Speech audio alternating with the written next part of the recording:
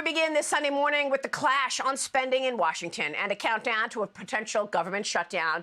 A weekend of talks amongst House members to come up with a solution to avoid a government shutdown 1 week from today, October 1st. Speaker McCarthy told us weeks ago that he would pursue a so-called continuing resolution to fund the government for 30 days past next week's deadline, as Congress now has just 6 days to prevent that shutdown. I would actually like to have a short-term CR, only to make our argument stronger. Because, Maria, if we shut down, all of government shuts it down, investigation and everything else, it hurts the American public. But if we're able to pass our appropriation bills, we're in a stronger position to remove those Pelosi policies that are locked into law right now.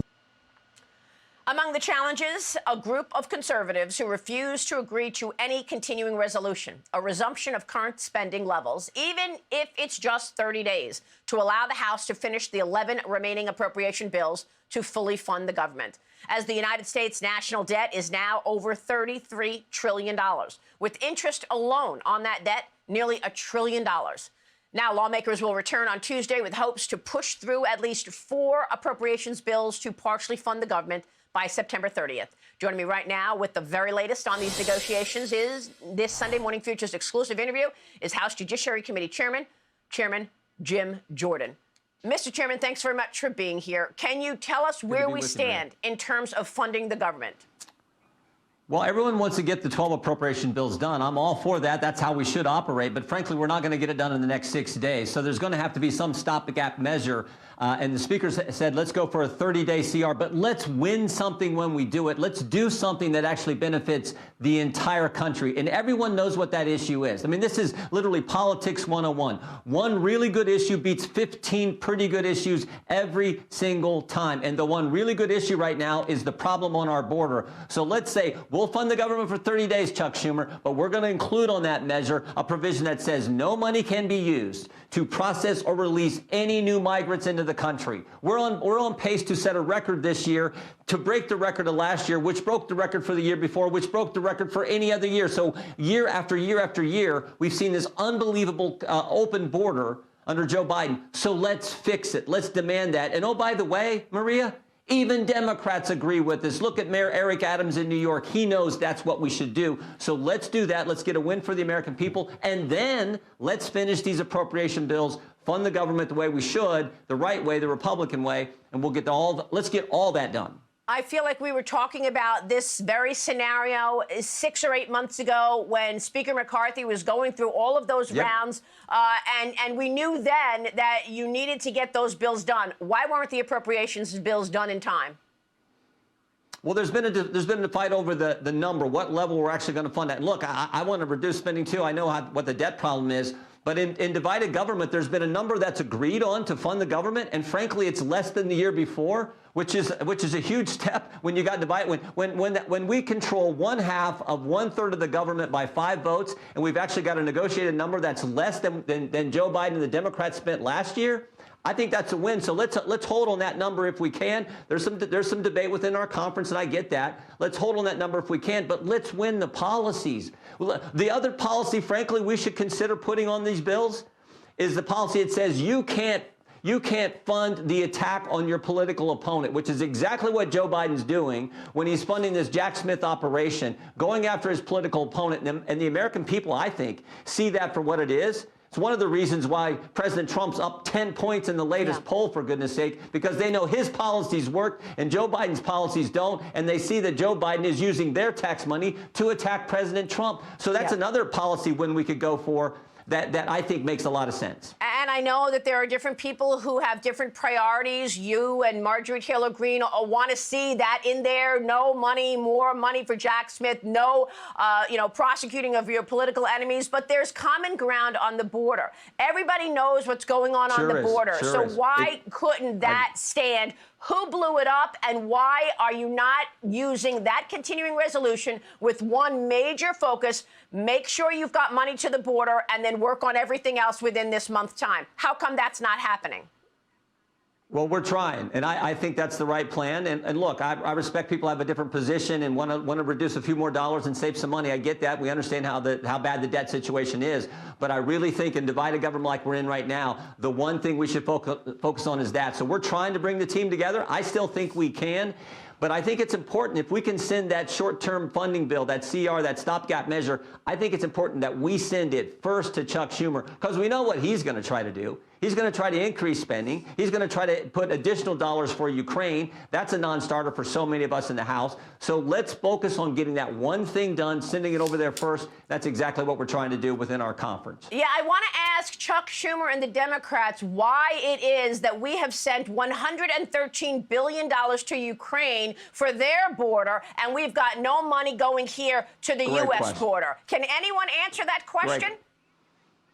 Great question. And again, Maria, if we send over there what we want, where we say no money can be used to process or release any new migrants into the country, we're just going to stop it. We're going to fix the problem. If we send that over there and Chuck Schumer says no to it, then he's in essence saying it's more important to shut down the government than it is to secure our border. I don't think the American people are there. I don't think Mayor Adams in New York is there. So that's why it's so important we send it over there. And frankly, with the Ukraine question, no one can ever answer the fundamental question. What is the goal? What is the objective from what is it to get Russia out of the eastern Ukraine? Is it to get them all the way out of Crimea, which they've had since 2014? They took when President Obama was with their administration. Yep. What is the objective? And until someone can define the goal, I don't think I should continue to vote to send tax dollars from the hardworking people of the 4th District of Ohio. I don't think we should keep sending American tax money there if no one can tell us what the objective is. And no one can, certainly Joe Biden can't, Tony Blinken can't. Yeah. So until we know that, why should we send money there? I want to turn to the judiciary hearing in a second to Merrick Garland, but real quick, you're going to work on 4 appropriations bills this week. Is that going to be enough? Yeah. Do you think you're really going to get 4 bills through this week? And can you actually get those done and partially fund the government after September 30th? Well, that's the plan. That's the objective. I think we can. I don't think we can get all 12 of them done, but I think we can get those 4, and those are the bulk of the spending for the overall budget. So I think we can. We need to work through as much as we can, but we do need, as we've talked about now, we do need to get that stopgap measure, that CR, sent to the Senate with that one key provision, or maybe those 2 key provisions. Focus on those 2 key policies. All right. So, and those 4 are Homeland Security, Department of Defense, foreign ops, meaning the embassies, et cetera, and agriculture. Yep. Those are the 4 bills. Okay, Congressman, I got to get your take on what took place last week. Let's roll this sound of Merrick Garland testifying. Watch. Do you know about the money that moved through Rob Walker's shell companies, yes or no? As I have said repeatedly, I have left these matters to Mr. Weiss. I've not intruded. I've not interfered. I've not tried to find out what he knows. It's like you're looking the other way on purpose because everybody knows this stuff's happening. And you know what? People don't pay bribes to not get something in return. Right? The China initiative resulted in the convictions of a Harvard professor, of someone at Monsanto. So we were working against the Chinese. They paid the Bidens. And now you're sitting here telling me that North Korea is the big threat. Congressman, thank you for that hearing. It exposed so much. Merrick Garland said he did not recollect ever talking about the Hunter Biden investigation. What are the next steps here?